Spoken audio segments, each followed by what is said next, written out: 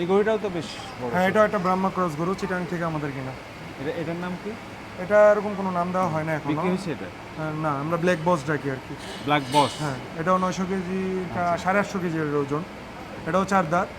এটা ওরকম কাঙ্ক্ষিত প্রাইস না পেলে আমরা রেখে দেওয়ার ইচ্ছা আছে। আচ্ছা আচ্ছা, পরের বছর বিক্রি পরের করবেন? বছর বিক্রি করবো। আচ্ছা আর মেইনলি হচ্ছে কি, গরু দানাদার খাবার এবং তার যত্নের উপরে ডিপেন্ড করে আসলে রাখা যাবে কিনা। আমাদের গরু আমরা থেকে গেলে কোনো সমস্যা নেই, আচ্ছা, আমরা আচ্ছা, ওইভাবেই খামারে ওকে রেখে ফিডিং দিচ্ছেন। করানো হয়। আচ্ছা। আর কি খাওয়াচ্ছেন মূলত আপনারা? আমরা এখন 2 বেলা ঘাস দিচ্ছি, 2 বেলা দানাদার দিচ্ছি। জেনারেলি দানাদার 2 বেলা দেওয়া হয়, ঘাস 1 বেলা দেওয়া হয়। ঈদের জন্য একটু ফিডিংটা করা হচ্ছে আর কি, একটু ইয়ে হবে। দানাদারের মধ্যে আমাদের কাছে ন্যাচারাল যেসব ভুসি পাওয়া যায় ওগুলো আছে, আর ঘাসের মধ্যে আমরা ভুট্টা ঘাসটা প্রেফার করি।